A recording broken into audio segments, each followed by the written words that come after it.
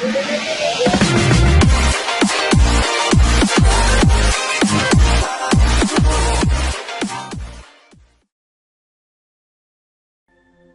کشا داستان ظہیر الدین محمد بابر قسط نمبر 6۔ ماضی میں تمام مسلمان سلاطین کا یہ شیوا رہا تھا کہ اکثر پہاڑوں سے یورشے کی اور واپس چلے گئے۔ اس دفعہ بھی ہندوستان کے دور افتادہ جاگیرداری رئیس اپنے اپنے قلعوں میں مورچے سنبھال کر بیٹھ گئے تھے کہ بابر بھی لوٹ کا سامان لے کر چلتا بنے گا۔ لیکن جب 1 سال گزر گیا اور بابر جمع بیٹھا رہا اور اب اس نے دیگر علاقوں میں بھی فوجیں بھیجنا شروع کر دی تو واضح ہو گیا کہ وہ مستقل سکونت کا ارادہ رکھتا ہے۔ ہندوستان والے گھبرا گئے کہ یہ سرزمین چغتائی خاندان کے زیر اقتدار آ گئی تو تمام افغان سرداروں اور ہندو راجاؤں پر زندگی تنگ ہو جائے گی۔ روسائے ہند سوچ میں پڑ گئے کہ بابر کے خلاف کیا لاہ عمل اختیار کیا جائے۔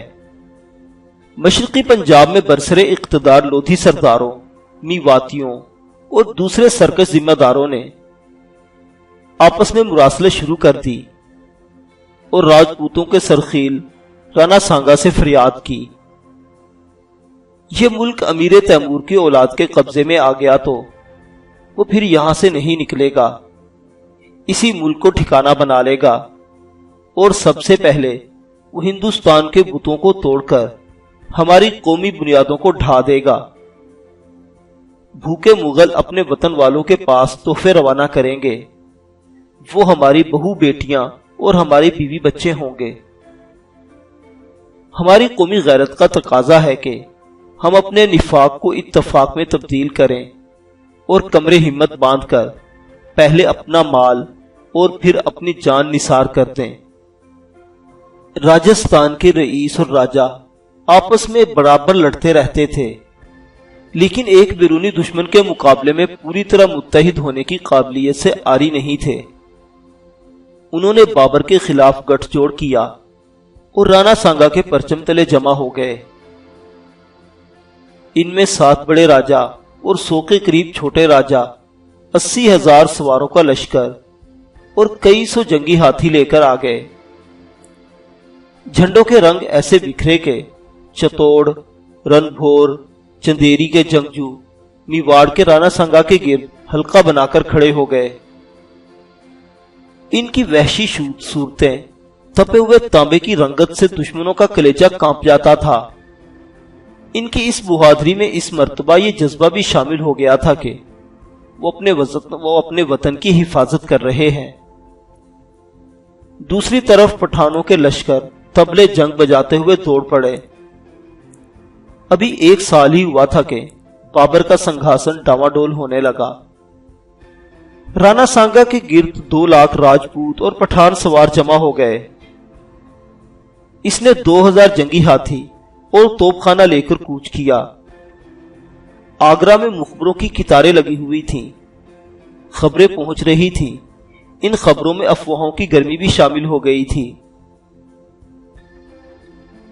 ان افواہوں اور خبروں کے غبار نے ایسا اثر کیا کہ لشکر کے حوصلے پست ہونے لگے۔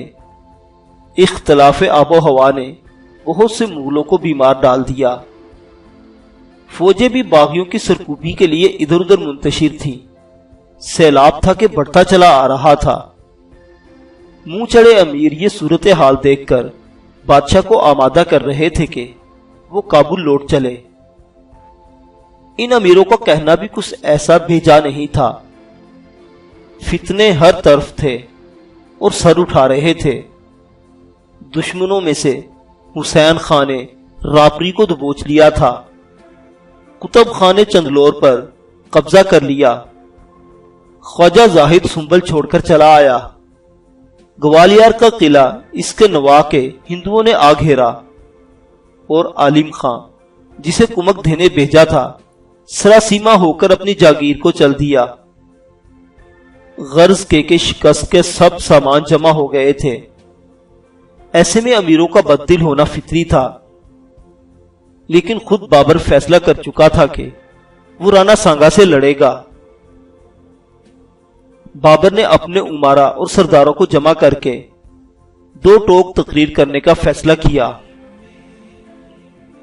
کیا تم نہیں سمجھتے کہ ہمارے اور ہمارے وطن کے درمیان کئی مہینے کا سفر حائل ہے؟ اگر ہمیں خدا نہ خواستہ یہاں شکست ہوئی تو ہمارا ٹھکانہ کہاں رہے گا؟ ہمارا مادری وطن کہاں، ہمارا شہر کہاں ہے؟ ہم اس وقت غیروں اور اجنبیوں کے درمیان ہیں۔ ہر اعتبار سے ضروری اور لازمی ہے کہ تم خوب سمجھ لو کہ تمہارے سامنے صرف دو ہی صورتیں ہیں۔ اگر فتح ہوئی تو ہم خدا کی راہ میں غازی ہوں گے، اگر فتح نہ ہوئی تو جان دے کر شہادت کا درجہ پائیں گے۔ ان دونوں صورتوں میں نجات و فلاح ہماری ہے، پسپائی کی گنجائش نہیں۔ ہمارا قدم آگے ہی پڑے گا، ہمارا نام نیک اور ہمیشہ یادگار رہے گا۔ یاد رکھو، نیک نامی کی موت بدنامی کی زندگی سے زیادہ بہتر ہے۔ اس کی اس تقریر نے وہی اثر کیا جو ایسے مواقع پر اس کی تقریریں اکثر کیا کرتی تھیں۔ اس کے ایقان کی تاثیر سارے لشکر میں دوڑ گئی۔ انہوں نے قرآن ہاتھ پر رکھ کر بطیب خاطر قسمیں کھائیں کہ مر جائیں گے، میدان سے منہ نہیں پھیریں گے۔ ہر جگہ اسی قول و قسم کا ہنگامہ سا برپا تھا۔ نجومی شگون کے لیے فالے آن کی آہن میں ہوا ہو گئیں۔ پھر بابر نے اپنے آدمیوں سے وعدہ کیا کہ رانا سانگا سے جنگ کے بعد جو شخص بھی وطن کو واپس جانا چاہے گا اسے جانے کی اجازت دے دی جائے گی۔ اس اعلان کا سبب شہزادہ ہمایوں کی سرکشی تھی۔ ہمایوں کی بدخشانی جمعیت 14 مہینے سے وطن چھوڑے ہندوستان میں مصروف جنگ تھی۔ یہ لوگ یقیناً چاہتے ہوں گے کہ اس نفرت انگیز ملک میں مزید لڑائیاں لڑنے سے قبل جو کچھ مال و متاع حاصل کیا ہے اسے لے کر خیریت سے واپس چلے جائیں۔ ہمایوں خود بھی اپنی والدہ ماہم بیگم سے کئی دن کے مشورے کے بعد بادل ناخواستہ ہندوستان آیا تھا اور اب چاہتا تھا کہ اپنی جمعیت کو لے کر واپس چلا جائے۔ اس لیے بابر یہ اعلان کر رہا تھا کہ رانا سانگا سے جنگ کے بعد جس کا جہاں جی چاہے چلا جائے۔ رانا سانگا کے ساتھ لشکر عظیم دیکھ کر وہ جمنا کے کنارے آگرہ کے گرد خندقیں کھود کر مدافعانہ جنگ کو ترجیح دے سکتا تھا، لیکن وہ اس قسم کی ذرا سی بھی کمزوری دکھاتا تو آبا کے میدان اور قلعے ہاتھ سے نکل جاتے۔ محض تاخیر کی وجہ سے بیانہ نکل ہی چکا تھا، پیش قدمی کے بغیر چارہ نہ تھا۔ شہر سے نکل کر میدان میں پڑاؤ ڈالا، 3-4 دن یہیں خیمہ زن رہا تاکہ وہ فوج جو ادھر ادھر منتشر تھی آ جائے۔ یہاں سے کئی کوس چلنے کے بعد اس نے ایک تالاب کے کنارے توپوں کے سامنے خندقیں کھدوائی اور حسب سابق گاڑیاں رسیوں سے بندھوا کر دفاعی خط تیار کیا کہ لوگوں کے حوصلے پست نہ ہوں۔ اس کام میں 25 دن لگ گئے تھے کہ کابل سے کمک آنے کی نوید سنی۔ سلطان حسین مرزا کا نواسہ قاسم حسین، سلطان احمد یوسف اور سید یوسف اپنے اپنے قبیلوں کے ساتھ پہنچے۔ بابر نے لوگوں کا حوصلہ بڑھانے کا موقع ہاتھ سے نہیں جانے دیا۔ اطلاع ملتے ہی پیشوائی کے لیے کئی رسالے بھیجے کہ پرچم لہراتے ہوئے دھوم دھام سے ساتھ لائیں تاکہ دشمنوں کو خیال ہو کہ کوئی کمک بڑی آئی ہے۔ اس قافلے کے ساتھ اونٹوں کی قطار بھی غزنی سے آئی اور وہاں کی شرابوں کے علاوہ ایک ایک جہاں گرد نجومی بھی ان کے ساتھ تھا۔ یہ نجومی رات کے وقت بابر کے پاس آیا۔ اس نے ایک کاغذ بابر کے سامنے رکھ دیا جس پر آڑی ترچھی لکیریں کھینچی ہوئی تھی۔ اس نے کہنا شروع کیا، آج کل مغرب میں 8 ستارے ہمارے مقابل آ گئے ہیں۔ جو کوئی مشرق سے لڑنے جائے گا شکست کھائے گا، بھاری نقصان اٹھائے گا۔ اس لیے بہتر ہے کہ یہ مہم آپ اسی وقت ملتوی فرما دیں۔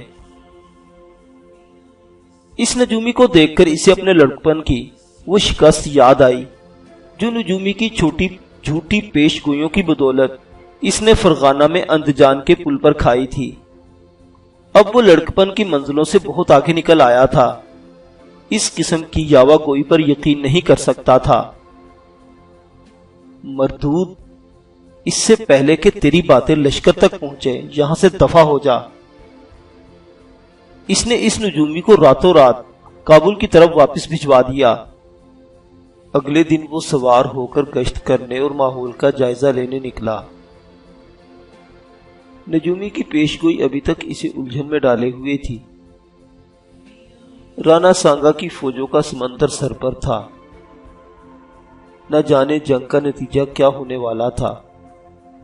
بیابان میں دور دور تک خاموشی تھی، وہ تھا یا اس کے ساتھ اس کا خدا تھا۔ دل میں ایک خیال سا آیا کہ اگر اس جنگ میں اسے شکست ہو گئی اور وہ شہید ہو گیا تو اس حال میں خدا کے سامنے جائے گا کہ شراب کی بو منہ سے آ رہی ہوگی۔ کیا خبر ایک شراب پینے والے کو شہادت کا رتبہ ملتا بھی ہے یا نہیں؟ مجھ پر صرف یہ گناہ نہیں کہ میں شراب پیتا ہوں، میری خوشنودی کے لیے میرے عمرہ بھی اس فعل میں مبتلا ہو گئے ہیں، ان کا گناہ بھی میرے ہی سر ہوگا۔ اگر میں شراب سے توبہ کر لوں تو خدا مجھے یقیناً رانا سانگا کے مقابلے پر فتح نصیب کرے گا۔ اسے ایسا معلوم ہوا جیسے سناٹا اس کی تائید کر رہا ہے، جیسے یہ خاموشی چیخ چیخ کر اسے مبارکباد دے رہی ہے۔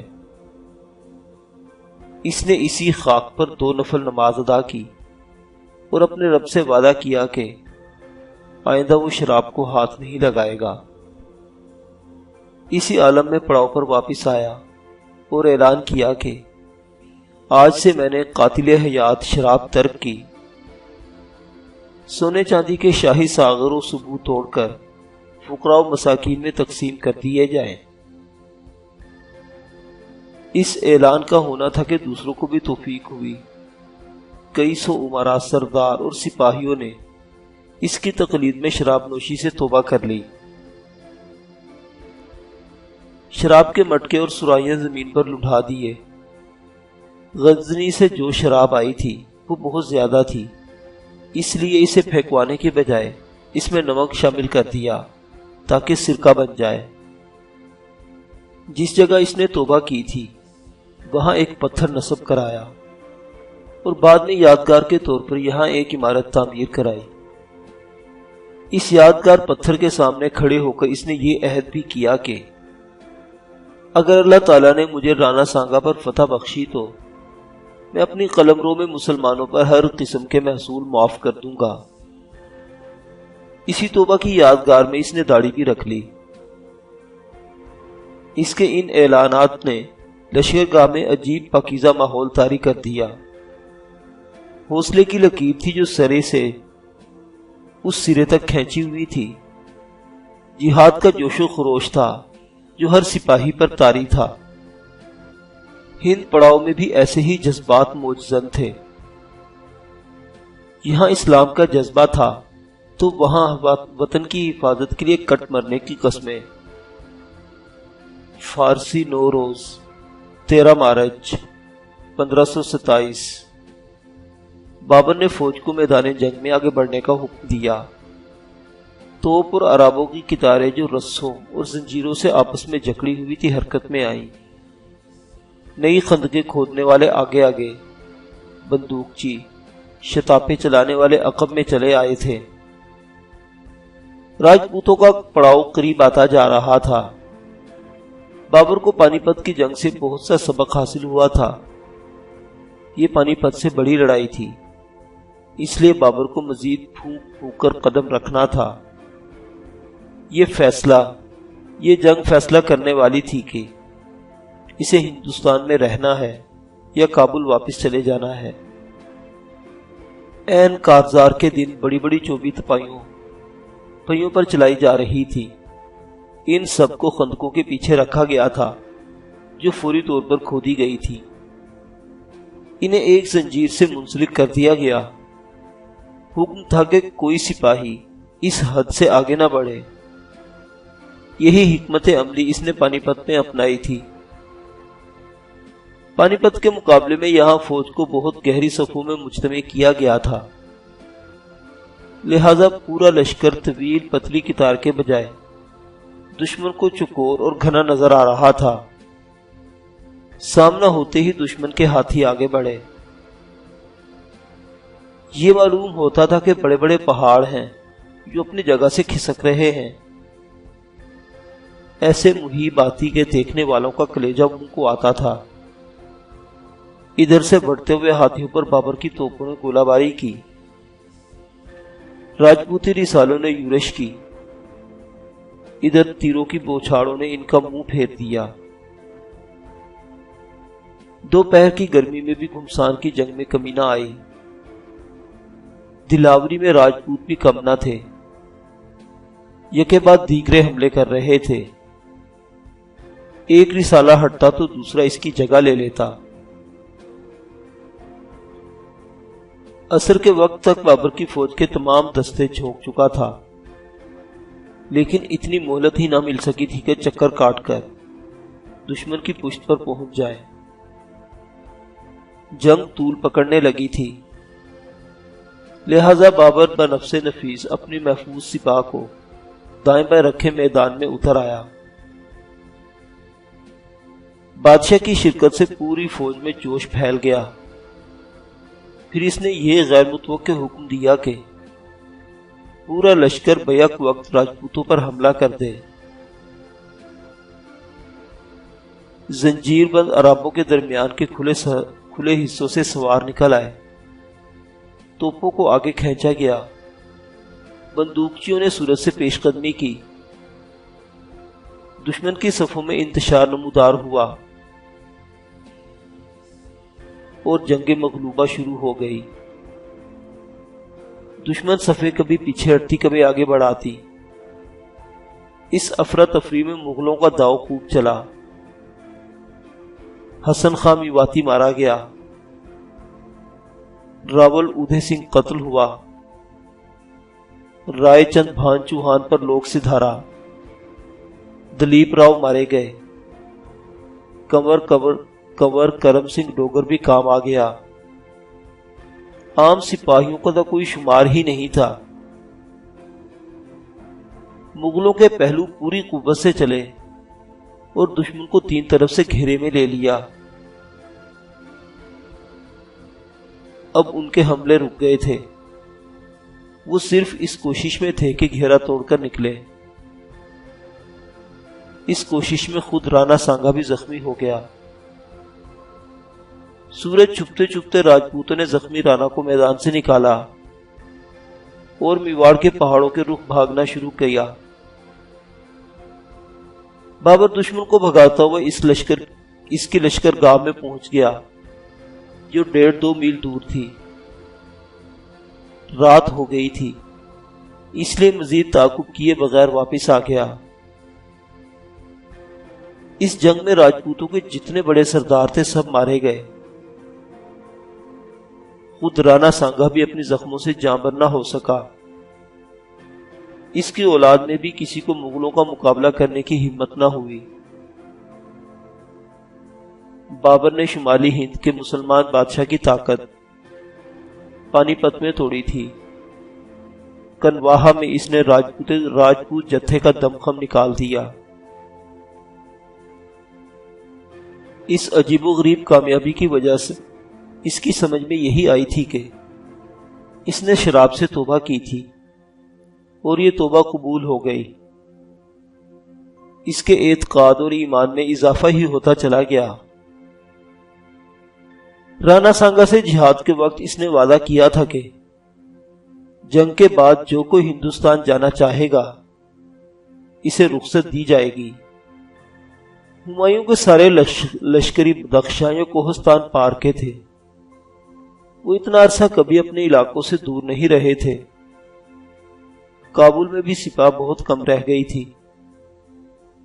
اب ہندوستان میں کسی بڑی جمعیت کی ضرورت نہیں رہ گئی تھی۔